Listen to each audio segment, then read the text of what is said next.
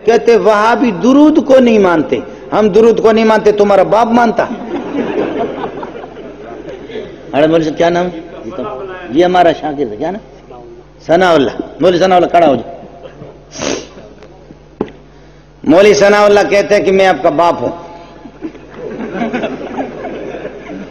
اور میں کہتا ہوں کہ بابا تو میرا باپ نہیں ہے. کل اخباروں میں دیکھیں کہ مولوی منظور کا کوئی باپ ہی نہیں, وہ اپنے باپ کو نہیں مانتا. بولو بیٹھ جا.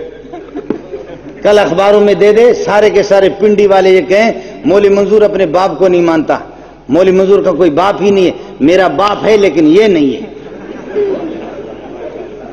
میرا باپ ہے لیکن یہ نہیں ہے. کہتے درود کو نہیں مانتے. خدا کی قسم درود کو جو نہیں مانتا پکا کافر ہے, بے ایمان ہے.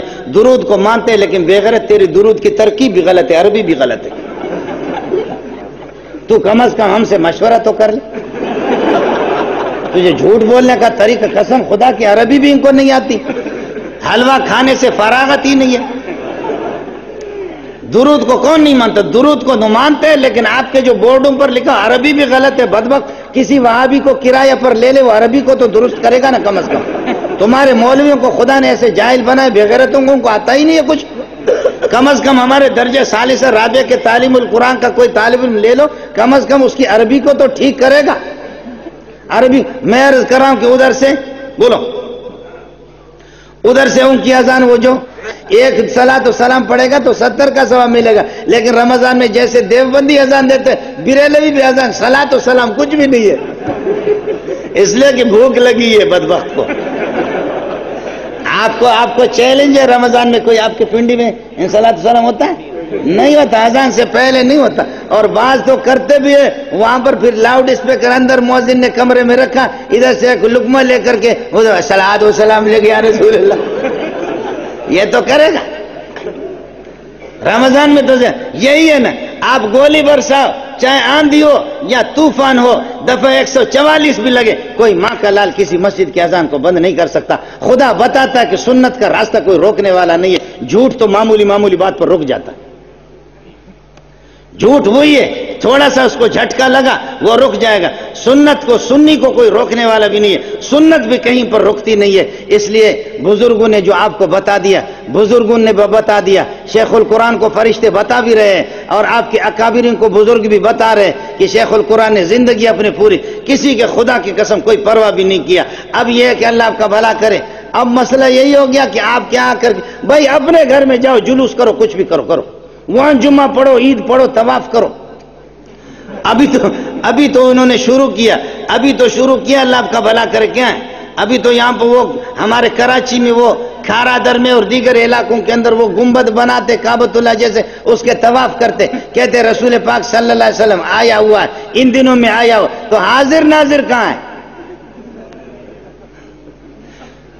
جو ادھر ہوتا ہے ادھر نہیں ہوتا, وہ حاضر ناظر نہیں ہوتا.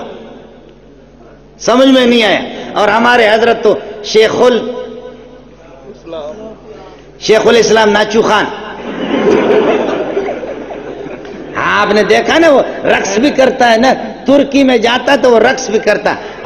حضرت علامہ شیخ الاسلام, میں نے اس کا نام رکھا ناچو خان. سمجھے, دیکھا ناچتا بھی ہے. تو شیخ الاسلام ہے, خدا کی قسم آپ کو کہہ کر کے کہہ رہا ہوں, آپ کے بریلوی بھی دیکھ لیں, دیوبندی بھی دیکھ لے, اہل حدیث بھی دیکھ لے, الو کا پٹا تو ایک صفحہ قرآن کی ترکیب کر کے دکھا دے, مجھ سے پوچھ لے, اگر نہیں بتایا گولی مار دیں, ورنہ تیرا منہ کالا کریں گے. تو شیخ الاسلام بنا, ایسا شیخ الاسلام بننا آسان ہے؟ شیخ الاسلام ایسے شیخ الاسلام میں آج لوگوں کو بتا رہا تھا, پیرا نمے پرند مریدہ آہارا میں پرادن. پیر خود اڑتا نہیں ہے, مریدوں کو CNG بھر کر کے اڑا دیتے.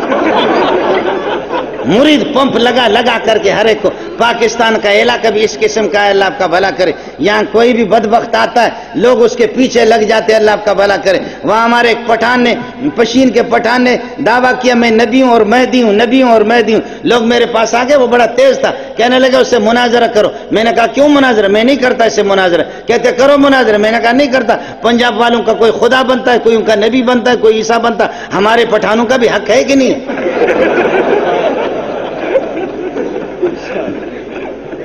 ہم نے کہا بلوچستان نے کیا ظلم کیا؟ بلوچستان میں بھی کیا ہے, بلوچستان میں بھی کوئی نبی ہونا چاہیے نا. یہ آپ کے یہاں پر اصغر علی نے پنڈی میں دعویٰ کیا نبی نبوت کا. اصغر علی نے, میں نے آ کر پنڈی والوں کو کہا, مجھے بلایا, میں نے کہا اگر نبی سچا ہے تو تم سارے کے سارے صحابی بن گئے. نبی تمہارا سچا ہے تو اس لیے کہ نبی کو جو دیکھتا ہے وہ کون ہوتا ہے. تو میں نے کہا پنڈی والے سارے صحابی ہیں, اور اگر یہ کہ وہ سچا نبی نہیں ہے جھوٹا تو 2 جوتے تم لگا لیتے. تم نے بلوچ کو بلایا کیوں؟ 2 جوتے لگا دو. اور وہ کر کے بوڑھا ہو گیا. بے غیرت کو پتہ بھی اتنا نہیں ہے کہ نبوت 40 سال پہ ملتی ہے, اور وہ 70 سال کے بعد قبضی ہو گیا, پیٹ بند ہو گیا, کہتے میں نبی ہوں. اس کے لیے قبض کشا 2-3 گولیاں لے لو, پیٹ کھل جائے گا. اس میں نبوت کی دعویٰ کرنے کی ضرورت کیا ہے؟ پیر ماہم روز دعوی نبوت کردست, پیر ماہم روز دعوی نبوت کردست, پیر ماہم روز دعوی نبوت کردست, سال دیگر گر خدا خواهد شدن. پیر ماہم روز دعوی نبوت کردست, سال دیگر گر خدا خواهد شدن. اس دفعہ مولوی صاحب نے نبوت کا دعویٰ کیا ہے. ترقی کا زمانہ, اللہ نے چاہا اگلے سال مولوی صاحب خدا بنے گا. وہ ایک آدمی نے کہا کہ میں خدا ہوں, میں خدا ہوں. ایک پٹھان نے آ کر کے کہا, وہ خوچے تو خدا ہے؟ پٹھان نے کہا خوچے تو خدا ہے؟ کہا خدا ہے, ہم خدا ہے. کہا تھا یہ لوگوں کو زندہ تم کرتا ہے, لوگوں کو مارتا تمہیں. کہا میں زندہ کرتا ہوں, خدا تو کرے گا نا. اگر وہ کہتا میں نہیں کرتا تو خدا ہی نہیں ہوا, خدا نہیں رہا. کہنے لگے لوگوں کو تم مارتا ہے, لوگوں کو زندہ تم کرتا ہے, اولاد تم دیتا ہے. اس نے کہا ہم دیتا ہے, ہم دیتا ہے. تو کہا کہ اے خوچا, تم صرف انسانوں کو مارتا ہے یا جانوروں کو مارتا ہے؟ جانور بھی وہ ان کو بھی تو مارتا ہے؟ کہتے مارتا ہے. پٹھان نے یہاں سے پکڑا, کہا استاپ مور دغا دغا قوم. پٹھان نے یہاں سے پکڑا. اس کا ترجمہ کسی پٹھان سے پوچھ لینا, میں نے پوری بات نہیں بتائی ہے. مسجد میں میرے شیخ کی مسجد ہے, سمجھے, خداؤں کی جوتیوں پہ مجھے قربان کرے. تھوڑا سا میں نے اشارہ کیا, پٹھانوں سے پتہ کر لینا بعد میں. اس نے کہا خوچے تم جانوروں کو تم مارتا ہے؟ کہا ہم مارتا ہے, اگر نہیں مارتا تو خدا نہیں رہا. پٹھان نے یہاں سے پکڑا, استاپ مور دغا قوم, استاپ خور دغا قوم. کہنے لگے تیرے مور اور خور تیری ماں بہن کو یہ کرے. بے غیرت, میرے بچوں کی ایک بھینس تھی, اس کو بھی تو نے مارا ہے نا. وہ بھینس کل مر گئی, اس کو بھی تو نے مارا.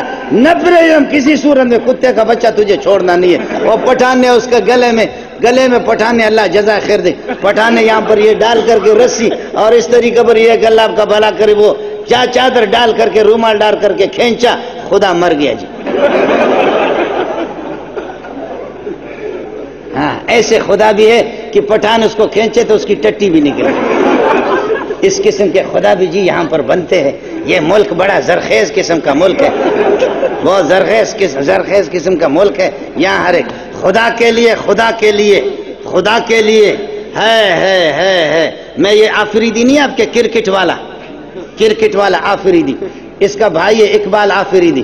تو اقبال آفریدی وہ پچھلے سال میرے پاس آیا, کہا سنا ہے کہ تو تعویذ والا. اب مولانا اشرف علی میرا گلا پکڑے کہا کہ تو تعویذ کیوں لکھتا؟ میں لکھتا ہوں, سمجھے. حضرت کہے گا کہ بابا تعویذ ماویز کے پتہ نہیں اجازت دے یا نہ دے, ہم تو لکھتے ہیں برا. کبھی کبھی لوگ بریلوی دوسرے لوٹتے, اللہ کا نام لکھ کر کے دیتے, شرکی تعویذ نہیں لکھتے, مجبور کرتے لکھتے ہیں. وہ میرے پاس آ گیا, کہتے ہیں میری بچی کو جنات ہے, سنا کہ تو بڑا مولوی, میں نے تعویذ دے دیا. کہتے ہیں میں بہت لٹ چکا ہوں. گیا اور 4-5 دن کے بعد کہا خدا آپ کو جزا خیر دے, بچی میری ٹھیک ہو گئی. پھر یہ آفریدی آپ کے کرکٹ والا, نوجوان تو جانتے ہوں گے نا, وہ کرکٹ والا, تو ان لوگوں نے پھر میری دعوت کر دی. میں وہاں پر گیا, واہ آفریدی واہ, بہت پیاری بات کی. کہنے لگے کہ میرے پاس جو ہے نا, میرے پاس وہ ہری پگڑی والے, پہلے آپ نے دیکھا نا کہ یہ آپ کے بھاولپور میں حضرت اسپتال ہوتا تھا, بھاولپور میں, اور یہاں آپ کے پنڈی منڈی میں بھی, یعنی کسی کی آنکھوں کو اگر یہ کہ آپریشن کرتے تھے تو ایک ہرے قسم کی پٹی لگاتے تھے. ان کے سروں پر پٹی لگی ہوئی ہے ہرے قسم کی, دیکھا ہی نہیں دیکھا؟ ہاں, توتے. بات آئی سمجھے. کہنے لگے کہ یہ بھی میرے پاس آتے ہیں, اور وہ دوسرے کالے کپڑے والا, یا حسین ہے